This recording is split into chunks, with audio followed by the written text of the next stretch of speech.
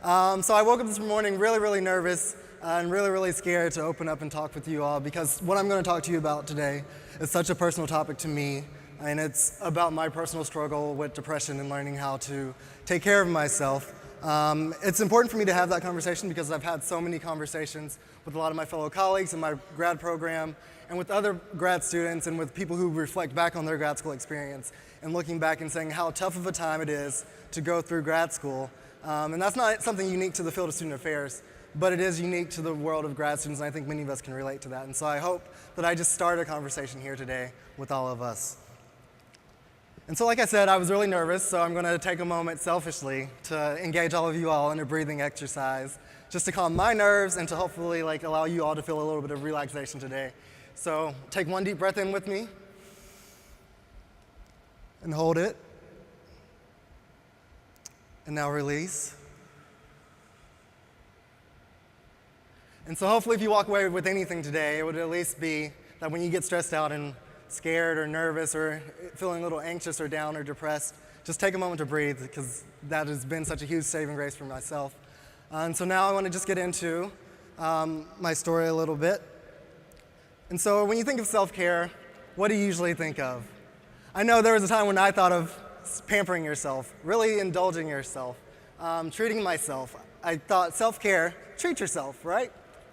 No, that's not what self-care is.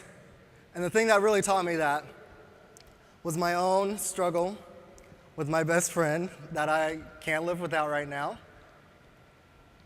and that would be depression. And so you might think, why are you using friend as a term to describe your depression? It's not that I intentionally chose this friend to be my friend, but it is a part of my journey, it's a part of my struggle, and mental illness is something that you shouldn't be ashamed to talk about.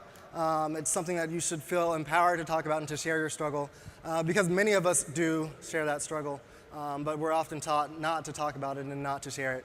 And I want to say that I'm not an expert on mental health, and I don't stand here today to go through the clinical diagnosis for depression or any other mental health disorders, but I am an expert on what it feels like to live with depression with me and my own struggle, and so I just want to share that with you all. But before we get to sharing that, I want to start with a story that I think we're all familiar with, and that's being a highly involved undergraduate student leader. And so I believe depression was something that I had with me for a really long time, but my time in college at Clemson University really allowed me to mask it pretty easily. I didn't have a lot of free time or a lot of downtime with myself because I was always running around doing the next thing, whether it was taking a full credit load of classes, being an RA and supporting 30 other students going through their experience, leading different dialogues with students, being a student activist on campus. I was running to different meetings. I just never had time for myself, and so I really could easily mask the depression and the symptoms that I was feeling. And so I think a lot of us relate to that story, because then we jump into our time as grad students in student affairs world, and we want to keep that trend going. We want to be highly involved. We're highly motivated. We want to be everything to every student that we're working with. And then on top of that, we have to do a side hustle to finance our education and to finance our lifestyle that we hope to have as grad students. And I will say that I'm pretty privileged in that my assistantship allows me to live on campus without having to worry about paying for rent, for paying for a lot of my food, and so my side hustle isn't the same as a lot of my colleagues. But we get so wrapped up in the everyday busyness of trying to be there for everyone else and try to do everything for ourselves that eventually the weight starts to bear down on us, and then we become burned out student affairs professionals. And that happens within the first 5 years of our careers. There's so many student affairs professionals that they're committed to the job and they're committed to the work and they want to really stick in and do it, but they eventually just lose the fire for it. And so I quickly saw myself heading down that route of becoming a burnt out student affairs professional. But luckily for me, I had something step in unintentionally. I had no idea that that would step in and save me, but it did. And so I want to share something along the lines of what Julia shared with us, and that is the year of yes.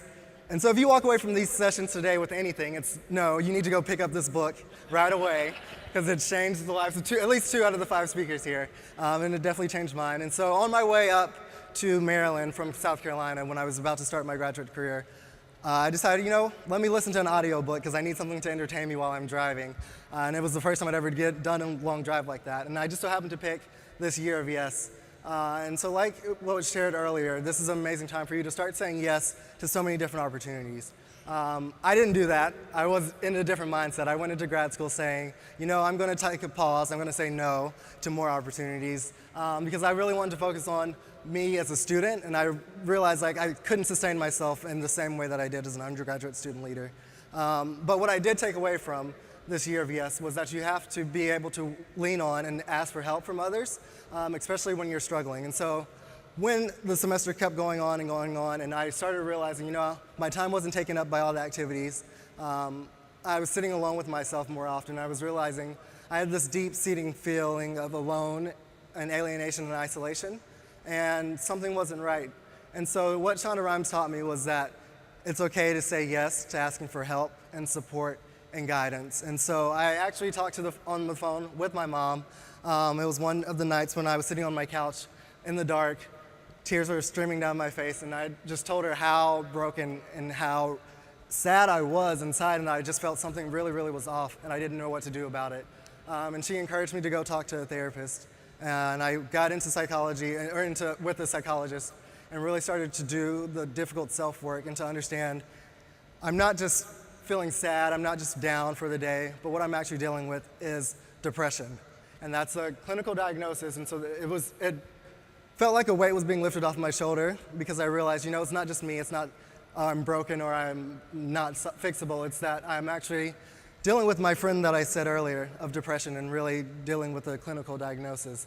And so I said yes to getting help and working with a psychologist. I said yes to going off to back home for a summer internship. I actually took an incomplete in one of my courses to focus on me, and so that was a very tough decision that I had to make, but that was a chance where I did get to say yes.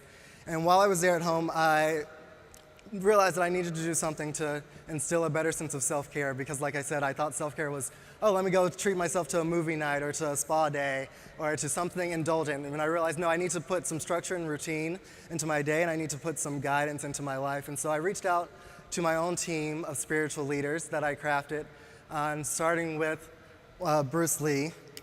And so I used people that were writers and that I could access a lot of their work and a lot of their mindset and philosophies on life to understand ways that I could look at the world differently and to help me deal and cope with my depression. And so Bruce Lee was one of those who taught me the importance of being an individual and really striving for the best that you can be and really not comparing yourself to others. And so that allowed me to stay in my own lane, but also to still strive for greatness.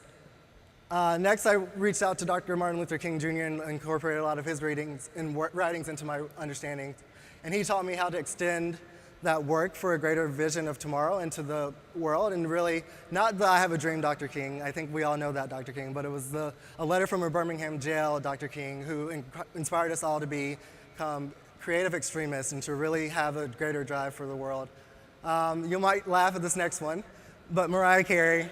So if anyone loves Mariah Carey, it's Mariah Carey.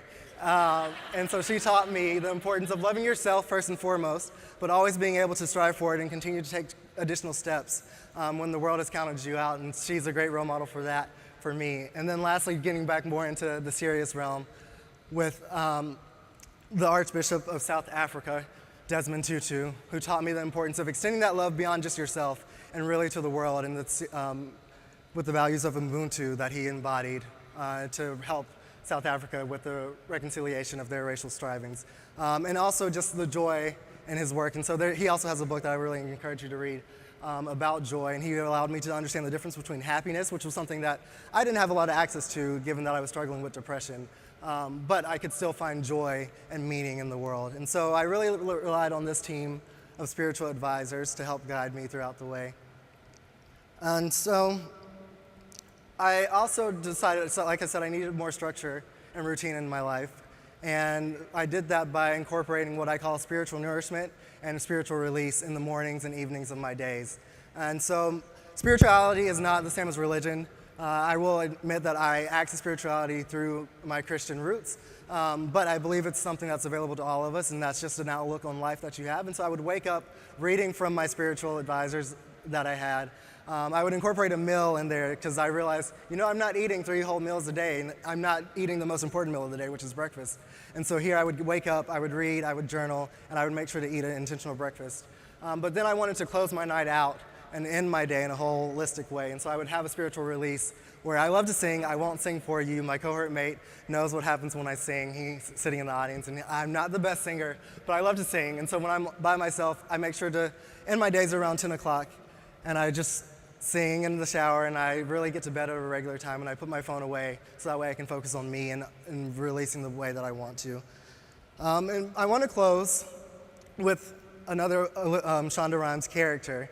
And so many of you who watch Scandal know this to be Papa Pope. And many of you remember the moment when Papa Pope told Olivia Pope, his daughter, that you as an African-American woman have to work twice as hard to get half as much.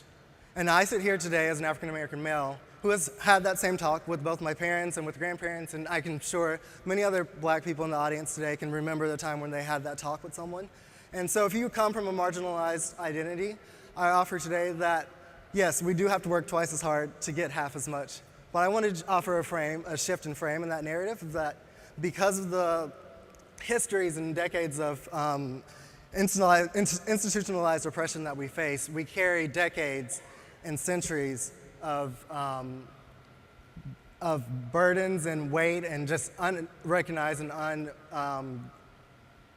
I'm forgetting the word there, but we carry a lot of weight and a lot of burdens, and that makes sometimes we don't talk about the mental health issues and struggles that we're dealing with. And so I would offer that, yes, we have to work twice as hard, but we have to work twice as hard to care for ourselves. Not twice as hard to get outside recognition, but twice as hard to get the love and care and deserve that we need and deserve. And so that's what I'm going to leave you with today. And I'm in a much better place right now. I feel happy and excited, and so thank you all for listening to my story. And like I said, this is just the beginning of hopefully a dialogue around mental health and well-being. So thank you.